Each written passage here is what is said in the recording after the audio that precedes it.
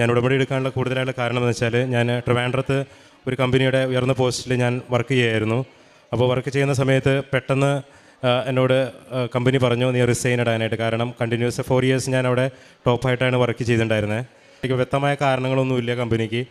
അപ്പോൾ അവരെന്നോട് പറഞ്ഞു നീ റിസൈൻ ഇട്ടെങ്കിൽ നമ്മൾ ടെർമിനേറ്റ് ചെയ്യുമെന്ന് പറഞ്ഞു. അപ്പോൾ ടെർമിനേറ്റ് ചെയ്ത് കഴിഞ്ഞാൽ പിന്നെ വേറെ കമ്പനികളിൽ കിട്ടാൻ ബുദ്ധിമുട്ടായതുകൊണ്ട് ഞാൻ റിസൈൻ ഇട്ടു. പക്ഷേ ഞാനാകെ തകർന്നു പോയി. കാരണം ഞാനാണ് എൻ്റെ വീട്ടിൽ ബ്രെഡ് ആൻഡ് ബട്ടർ.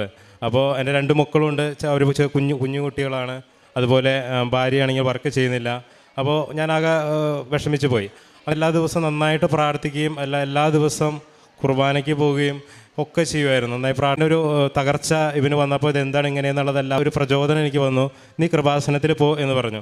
അപ്പോൾ ഞാനിങ്ങനെ ചിന്തിച്ചു, എന്തിനാണ് ഈ കൃപാസനത്തിൽ ഉടമ്പടി പോയി എടുക്കുന്നത് പറയുന്നത്? കാരണം നമ്മളിന്ന് വിശുദ്ധ കുർബാനയിൽ നമ്മുടെ പ്രശ്നങ്ങൾ സംബന്ധിച്ച് പ്രാർത്ഥിക്കുന്നുണ്ട്. പിന്നെ പക്ഷേ എനിക്ക് ഭയങ്കരമായുള്ള പ്രചോദനം തന്നു. നീ പോകൂ എന്നുള്ള ഒരു പ്രചോദനം തരികയും ഞാൻ അവിടുന്ന് വന്നു കഴിഞ്ഞപ്പോൾ സാക്ഷ്യങ്ങളിതെല്ലാം കണ്ടു കഴിഞ്ഞപ്പോൾ എനിക്ക് ഉള്ളിൽ പ്രചോദനം തോന്നി ഞാൻ ഉടമ്പടി എടുക്കാനായിട്ട്.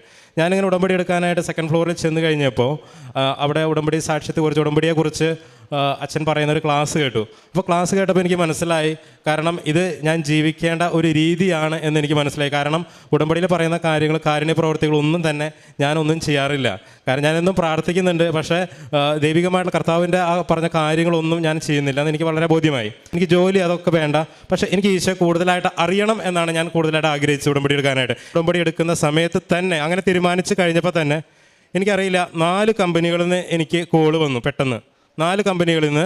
അത് ഒരെണ്ണം സേലത്തും 2 എണ്ണം എറണാകുളത്തും